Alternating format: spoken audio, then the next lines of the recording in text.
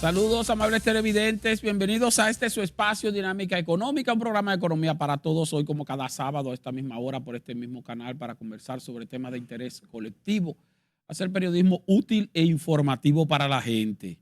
Yo soy Esteban Delgado y Jairo Severino no está aquí porque lo mandamos a Europa a cubrir una actividad ahí de la Unión Europea. Así que posiblemente la semana que viene lo tendremos.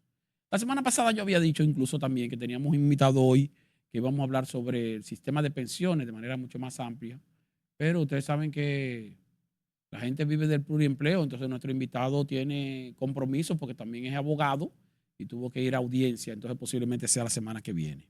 Sin embargo, voy a hablar un poquito de pensión, pero específicamente sobre la pensión de sobrevivencia.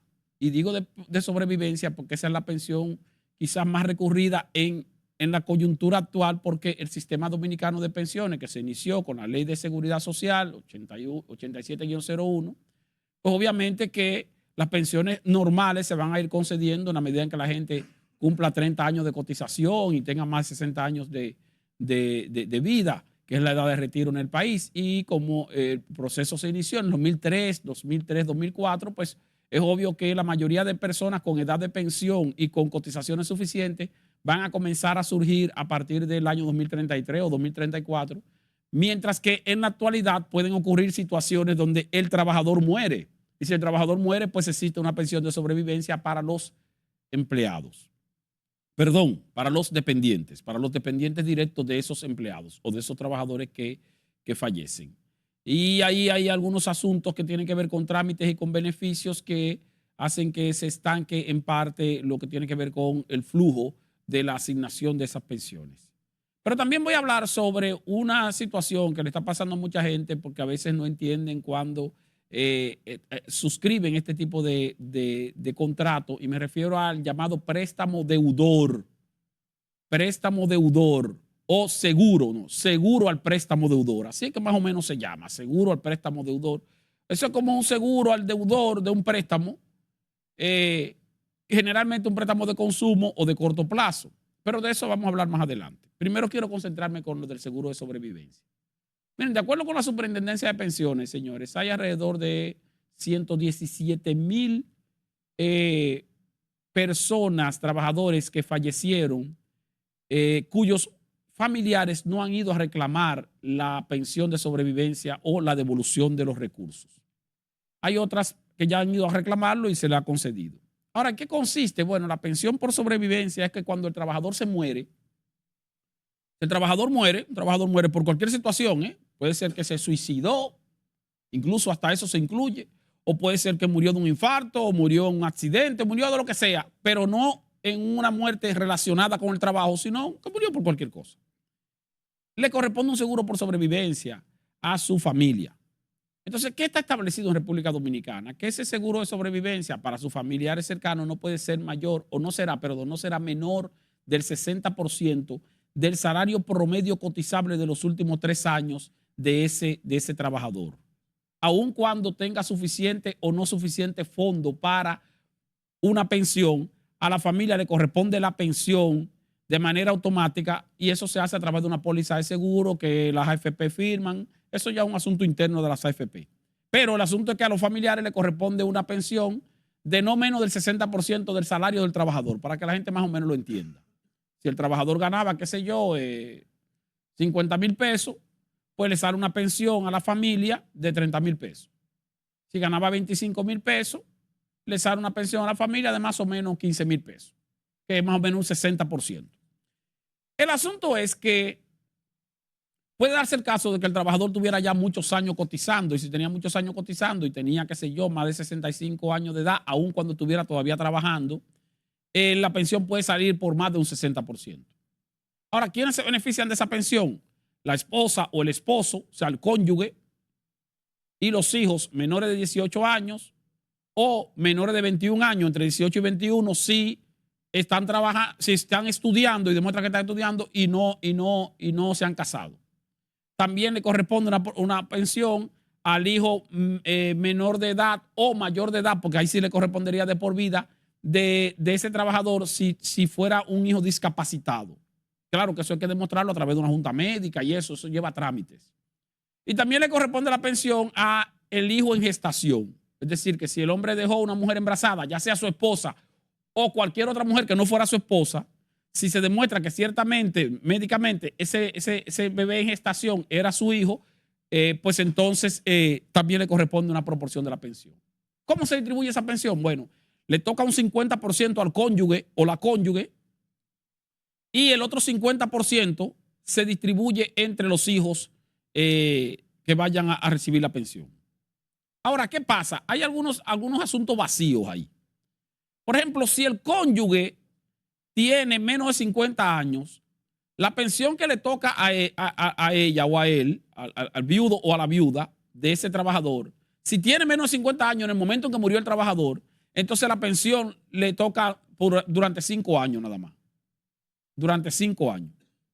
Si el cónyuge tenía entre 50 y 55 años, entonces le corresponde un periodo de 6 años de pensión. O sea, no eterno, sino 6 años. Y si el cónyuge tenía más de 55 años, entonces sí le corresponde la pensión de por vida. A los hijos, ya ustedes saben que con límite de edad, y entonces lo que no queda claro en el sistema es que la distribución o la redistribución que se hace en el momento en que, por ejemplo, el cónyuge puede morir o en el momento en que ya los niños pasaron de 18 años, de 21 años, si entonces esa proporción se le pasa entonces al cónyuge y el cónyuge entonces pudiera tener el 100%. Eso son más o menos la distribución de la pensión. Y repito, le corresponde de por vida al hijo si el hijo fuera discapacitado. Ahora bien, tenemos otra situación y es que los trabajadores, se puede dar el caso de que un trabajador fallezca y que el trabajador ya tenga los hijos mayores de edad o que el trabajador también sea soltero, o sea, no tiene cónyuge y aparte de eso sus hijos son mayores de edad.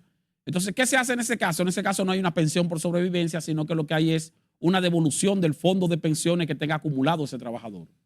Y esa devolución se hace a través de los trámites de ley sucesoral.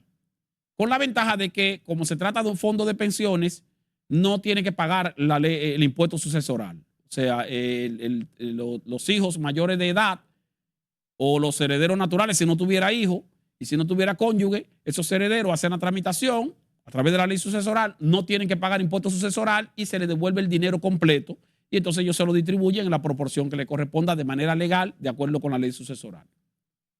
¿Qué no está claro? Hay algo que no está claro y es porque la ley, por un lado, establece quiénes son los beneficiarios de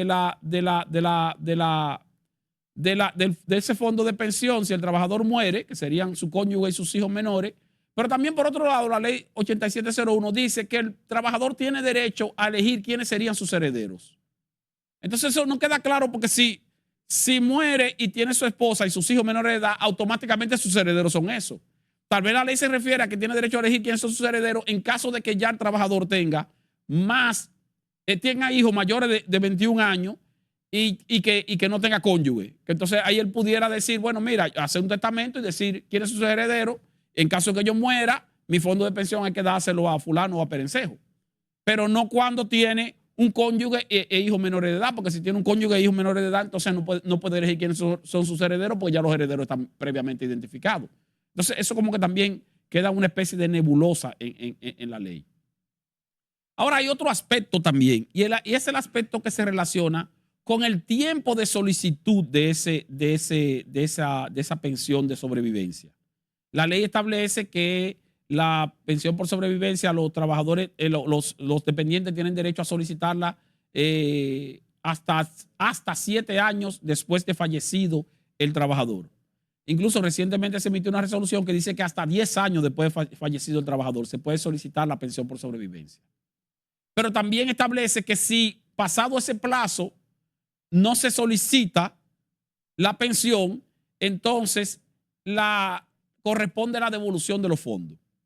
Posiblemente una parte de las personas que no han solicitado la pensión de sobrevivencia de familiares que han fallecido, de trabajadores que han fallecido, tal vez tienen conocimiento de esto y tal vez lo que han dicho es, bueno, vamos a dejar, total, El- yo tengo ya 18, 17 años, posiblemente paso o tengo 19 años, ya voy a pasar de 20 a 21 dentro de 2 años. ¿Para qué yo quiero una pensión de 2 años? Yo prefiero entonces dejar que pase el plazo y solicitar la devolución de los fondos por completo y no tomar una pensión que luego la voy a perder al cabo de tantos años cuando ya cumpla la edad límite establecida. O sea, eso puede ocurrir. O también puede ocurrir que por desconocimiento la gente no haya hecho el trámite. O también puede ocurrir que el trabajador tal vez dejó varios hijos fuera de matrimonio y entonces cuando se hace la gestión, quien tiene que hacer la gestión, bueno, tendría que ser el cónyuge, su cónyuge, pero su cónyuge tendría que ponerse de acuerdo con las madres de los otros hijos menores de edad que pudiera tener, porque hay que llevar acta de nacimiento, certificaciones, ese tipo de cosas. Y a veces entonces cuando se hace la averiguación de cuánto le toca a quién, pues de repente tal vez hay un descuido con eso. Decir, bueno, total, ¿para qué voy a solicitar una pensión si lo que me van a tocar de pensión son 13, 14, 15 mil pesos? Pone usted que lo que tocan son 15 mil pesos de pensión. De eso le tocan 7 mil pesos al cónyuge. Y los otros 7 mil pesos se van a distribuir qué sé yo, entre 6 muchachos, entre 6 hijos. Entonces quiere decir que a cada hijo le saldrían 1.200 pesos, 1.100 pesos. Posiblemente la mamá de cualquiera de esos hijos diga, bueno, a mí no me interesa eso. Y si no me interesa eso, yo no voy a entregar hasta nacimiento ni nada. Si no entrega el acta de nacimiento, entonces automáticamente no se procede, porque tiene que llevar el acta de nacimiento de todos los hijos que tenga reconocido esa persona. Independientemente de que la mamá esté interesada o no esté interesada, tiene que llevar el acta de nacimiento de todos los hijos para poder proceder con la pensión de sobrevivencia. Si no se hace ese procedimiento, entonces no quiere decir que el dinero se pierde, sino que el dinero se queda ahí acumulado y cuando pasa el plazo para hacer la solicitud o cuando ya los hijos son mayores de edad, entonces el procedimiento sería no de la solicitud de una pensión de sobrevivencia, sino de la solicitud de una entrega o devolución de los fondos por herencia. Y ustedes saben aquí todos los conflictos que se arman entre familias para solicitar una herencia, que hay muchísimos bienes inmuebles y cruzos y cosas que están paralizados y abandonados porque la familia finalmente no se pone de acuerdo para reclamar la herencia. Eso puede estar pasando con fondos de pensiones de trabajadores y por eso es que hay 117,000 más o menos trabajadores que fallecieron y cuyos familiares no han ido a reclamar la pensión de sobrevivencia. Vamos a una pausa y cuando retornemos seguimos con más de Dinámica Económica.